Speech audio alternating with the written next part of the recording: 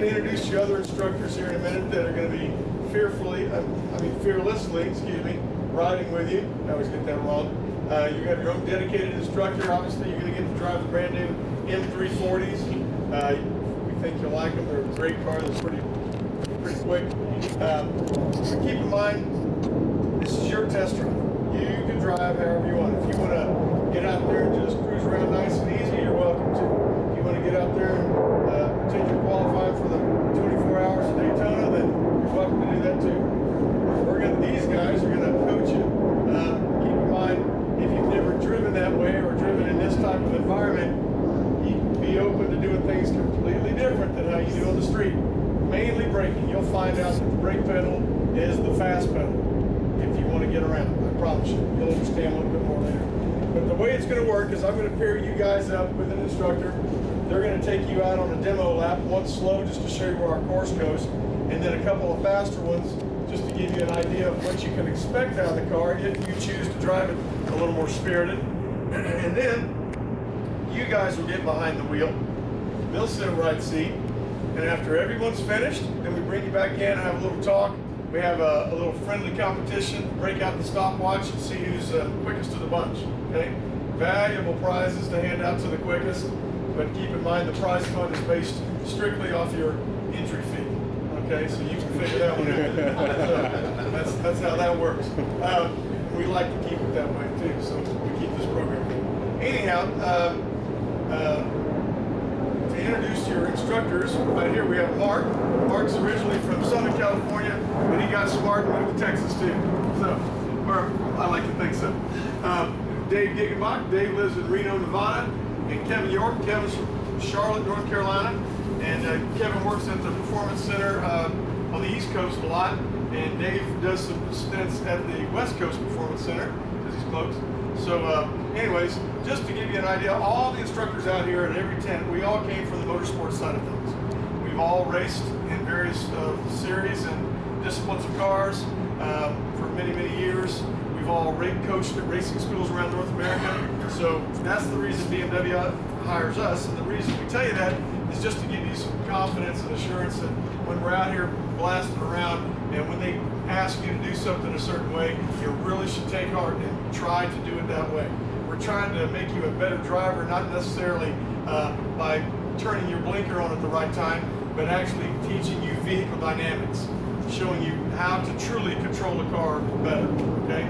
Because obviously if your skills are up to par, driving a car like this is just that much better, right? So, are there any groups of three?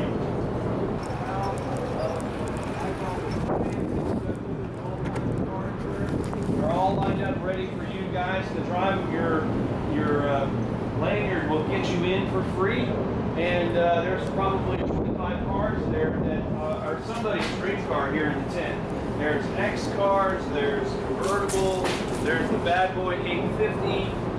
There's a really cool car, the X3M, that's one of my favorites there, which is really good for this area where you get snow, and yet it's a sporty SUV. So please stay with us, enjoy those cars, take them out on the street. There's a map in the car, you follow the map, it leads you on a little route that goes out around the stadium, brings you back here. Please come back here, okay? I'm not going to chase you down in caves looking for my car. Come back and see us, and the street drive is there for you to enjoy, and please stay here and drive some more. Okay? And with that, here's Jimmy. Anybody interested in this? Yeah. Oh. Run out of here.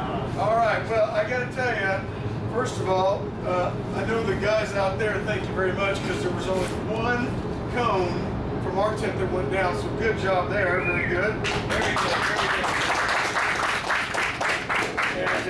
And the times were incredibly close. From first to third was literally only 5/10 of a second. From first to third. Unbelievable. I'm going to make an honorable mention. I hate to do this, and don't get me wrong, I'm not picking, but it shows you how close. There was somebody that had the quickest time by 0.02 of a second, but they hit a cone, and it was a 2-second penalty. Where's Anthony?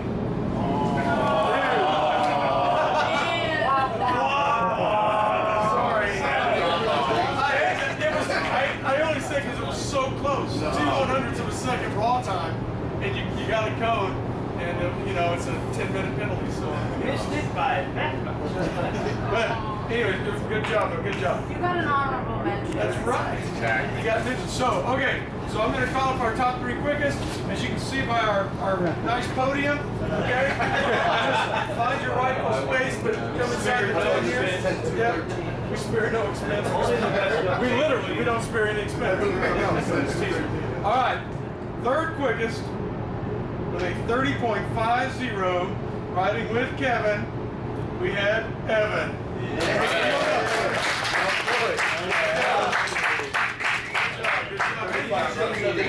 Hey man, the podium pays, dude. All right. 2nd quickest. So Evan, you had a 30.50. The 2nd quickest with a 30.43, 7/100ths of a second. Riding with Mark, we had PJ.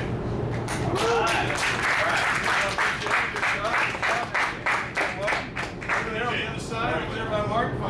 Leave the center over to you. Leave that room in the middle there. So that was the 3rd. PJ, that's right. You had a 30.43. But with a 30.40, riding with Super Dave Osborne over there. On the podium Woody. again.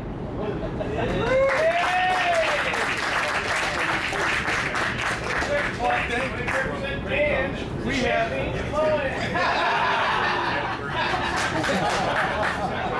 so we had a number of 30s, we had a number of 31s, but I'm gonna set the time down here on the chair. You can kind of take a picture of it, make sure my bat ain't fuzzy. Texas, by the way. So, anyways, we do that. You can show this to your insurance company, let them know what you're doing. Whatever you want to do.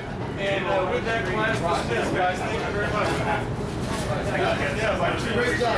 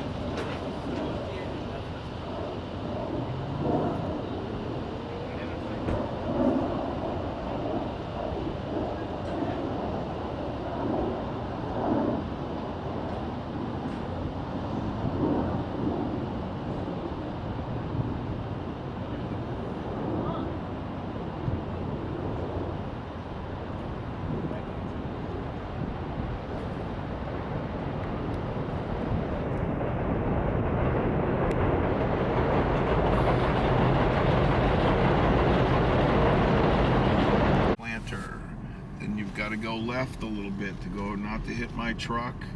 You got to stay left not to hit the trailer.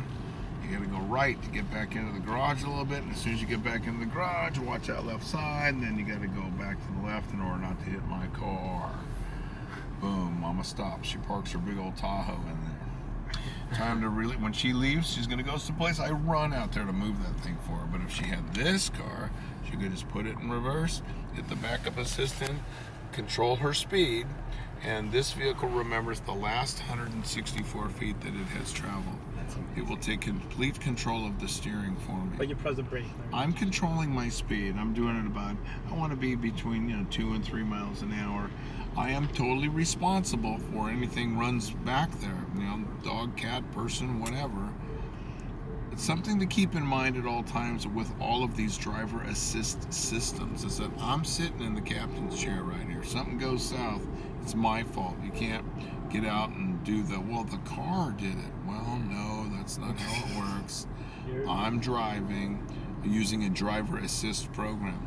So now you see the counter. We're down at 23 feet, 22. When we get to 10 feet, what'll happen, they get the audible noise, and the lights on the steering wheel started flashing green. When I get to 0 feet, that's as far as it remembered, and the lights on the steering wheel went red. Why 164 feet, you ask? It's a German car. That's 50 meters. Do you have to hit anything before you do the backup assist, or does it Yes, just there was automatically store the... so if I was to back up, there's backup assistance right here. I just engaged And it starts recording as soon as you... No, But like- it's recording all the time. That Oh, was It my records question, yeah. all the time. It remembers the last 164 feet that it's traveled. So when I want to use it, I have to engage it. But you So don't now, have to engage it before you do no, you that. don't. Only before you're going back. Gotcha. So right now, it's remembered however far. We traveled 45 feet. Cool. So. Thank you. So now, what we're going to do here is demonstrate the xDrive. This vehicle has tremendous all-wheel drive abilities. It transfers power where it's needed, where it can be used seamlessly. So as I drive up this ramp, I'm going to lose traction with the right front wheel, then the left front wheel, then both front wheels, then both left wheels. So I'm going to go from 4 wheels of traction to 1 wheel of traction seamlessly. You'll barely notice that we've lost any traction.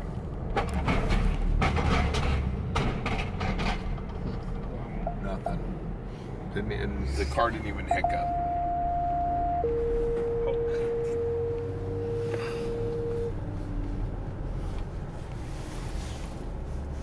So now, come to a stop up here. I've engaged the auto hold. I'm going to take my foot off the brake. I am now not putting any pressure on the brake. The vehicle is holding itself in place. I'm going to engage the hill descent mode. The hill descent mode takes and will control our downhill speed. I'm going to tap the throttle just a tiny bit to release the hill hold. The vehicle will take it down the hill on its own. I am not touching the brake. That is the hill descent system.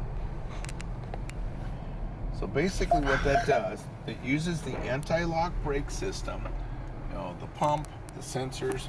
The anti-lock brake system is a reactive system. Wheel locks up, it senses it, it releases that pressure. What I've done is I've taken that system and I've ramped it up to being a proactive system. Just telling the vehicle that, like, hey, I want to go 4 miles an hour. That's adjustable up to 20 miles an hour. And really neat feature. Where you could use that, you're coming down a hill, the driveway, it's slippery. If you were to engage that, instead of it waiting until a wheel locked up and sensing that's happening, now you're just telling it, hey, I want 3 miles an hour, and it's going to be, you've just taken it from like DEFCON 2 to DEFCON 3, so you've gone, now instead of reacting to something, you're being proactive. So, cool setup. You can Now, adjust the speed from here, there's a little thumb wheel on the left side of the steering wheel. I can bump it up. I can bump that. In fact, if you can see all the way in here, there's a little gray icon inside there. So as I'm bumping it up, you see there's 5, 6, 7. It'll pump all the way up to 20. So when you're going downhill, does it detect it, or do you press something and then... Nope, it detects it. I haven't set it to You just right release now. your brake and Every gas? time I come off, it comes over, it goes 2, and then I can adjust it as I choose to. So now, let's park this. I've got the automatic parking on. I'm in drive. We're going to move forward. I'm going to measure this spot. So what it's looking for, you can see these little sensors right here. It's measuring. All it needs is a spot that's 3 feet longer than the vehicle. And it'll put it in there. I realize that in Queens, good luck with that. 3 feet's a lot. Yeah, I realize that. Yeah. But it'll put it in there. So now, I'm going to select this. I want parallel parking. I'm going to select parallel. I'm going to follow the prompts. The vehicle put the blinker on by itself. The vehicle put itself in reverse. I'm going to go ahead and follow the prompts. I'm going to release the brake. Now, I'm driving. This is a driver assist program. I am responsible for the vehicle. Very easily could be backing in here, and if you're not looking here, what I have learned here in New York is that you could real easily get like, I'm walking here. Yeah, so you got to be careful. You got to be mindful. If you're in this seat, you're responsible. There is no, hey, the car was just not going to fly. Okay. So now we're parked, we're good. We've gone in, we've done our business, whatever it was that we were here to do. We're coming out, it's time to leave. I'm gonna get in the car, I'm gonna start it up. Foot on the brake, I'm gonna hit the parking, I'm gonna choose that I wanna go out this way. Again, I'm gonna follow the prompts on screen. The vehicle just put its the blinker on, it's put itself in reverse. I'm gonna take my foot off the brakes. Again, I'm responsible. Somebody walking through there, I'm responsible for it. Now what's gonna happen is it's gonna give me, I'm gonna hear an audible tone. And I already heard it. So now, if I grab this wheel, I don't have to make any adjustments, but I am responsible for the oncoming traffic. I look left, it's clear, but watch the wheel, no adjustment. What it's done is I'm clear. And I didn't put it in gear. The vehicle did all of that for me. I didn't put on the blinkers, I didn't do anything. I'm gonna check this spot. I'm gonna engage the parking again. I'm coming along, I'm looking for that spot right there. Coming through here, coming in. Hey, it found a spot. You see the orientation of the square, how it's the same angle? I'm gonna touch that. Following the prompts on the screen, the vehicle just put on the blinker, put itself in reverse. I'm watching to make sure nobody's gonna pull in my way there. In New York, you got a lot of bicycles. You can own a bicyclist that way. Now, as this vehicle backs itself in there, what it's going to do is it's going to place itself equidistant between those two vehicles. Now, it'll be over towards one side a little bit more because it's looking for equal distance on each side. Does it tell you when to put a brake or watch when it goes what's back happening? forward? It's just going to park itself. Now, interesting, you see the lines here? See those orange lines? That's where the sides are. So it's parked itself, but it's showing you that if you fling any of those doors open, you don't have clearance. I love that feature. But the vehicle's put itself in park and we're good to go. Now out you go. So now, interesting, the cameras. How about that? That is a computer generated graphic. Obviously, there's not a camera over there taking that angle, but watch this. And it is actually it's gathering the data from the cameras, putting it into a computer-generated graphic. Now, I can show one of the things I do to demonstrate this is like left-hand window open. See, that's that information that's gathering from underneath the window. You can see this gray area right here. That's part of what's generated from the computer. But this that's over here, where my hand is, that right there. That is what's on the ground. That little line, that little crease right there in that line.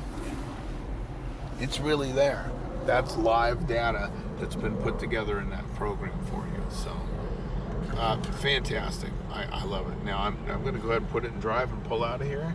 Now, I've had the question, will it pull out of there for you? You know, it's safer. You're pulled out this way, you're looking. It's safer that way. If you struggle with that, I've got a 2-word suggestion for everybody. Bus pass. So, I know there's like a little device on your dashboard on top. That is driver fatigue. So if you're driving along and you start falling asleep, it's looking right at you. Oh, wow. Backing it up here now. I'm a little older. I still like my mirrors. This is wonderful technology. It's all there for it. All it does, it's not the new cars. You're just getting more options. That's all. You know, do whatever you want to do. It's just giving you more. We're enhancing your driving experience. We're giving you more tools to be safe. Anytime you get in a car and you go anywhere, really, your number one goal should be safety. You just want to arrive safely. But if you enjoy the trip in between when you get in and when you arrive, if you enjoy that, that's where BMW really exceeds. I mean, I love driving this car. Because I'm driving this square here and I'm having a wonderful time. I get so much information from this car. When I'm going up over this ramp, I can feel the seams going up. I know where the seams are. I know when my front wheels get to the top up there and I hit that seam up there, I can feel it. Even though the car's solid, it's giving me that information. BMW doesn't try to insulate you from the road. That's the whole. It does, yes. What it does, it's primarily looking for the curb. Its primary reference would be looking for the curb